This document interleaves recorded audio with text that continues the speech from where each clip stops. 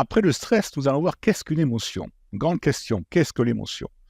On peut dire que c'est une réaction psychophysiologique qui touche toutes les facettes de notre personnalité, en fait.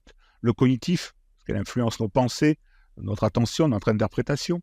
Le physiologique, elle entraîne des réactions dans notre corps, rythme cardiaque, respiration, tension musculaire. Psychologique, elle colore notre vécu intérieur, elle donne de la saveur à nos humeurs, ou pas d'ailleurs.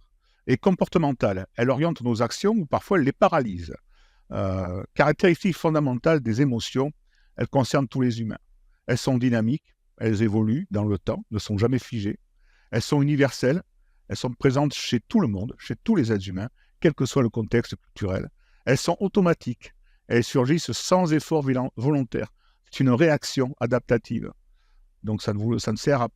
Il ne faut pas se dire que les émotions sont mauvaises. On va voir pourquoi ensuite.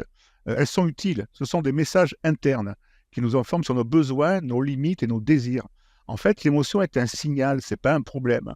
Il faut que la personne qui doit gérer ses émotions le comprenne bien, l'accepte bien. Une émotion est d'abord un signal et non pas un problème. Il n'y a pas d'émotion négative ou positive d'ailleurs.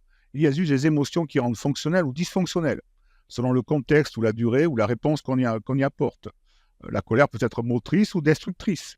La peur peut protéger ou paralyser. Ça dépend de ce que l'on en fait. Donc réguler ses émotions, c'est une compétence à développer. C'est une compétence qui s'apprend. Réguler, ce n'est pas réprimer. Il faut vivre avec ces émotions, il faut les exploiter. Il faut les reconnaître, les verbaliser, les canaliser. Nommer une émotion, c'est déjà commencer à la maîtriser. La régulation émotionnelle, elle commence par la conscience. Conscientiser et verbaliser avec précision. Accueillir sans jugement et finalement choisir une réponse adaptée. Voilà. Je vous remercie de votre écoute. À très bientôt. Au revoir.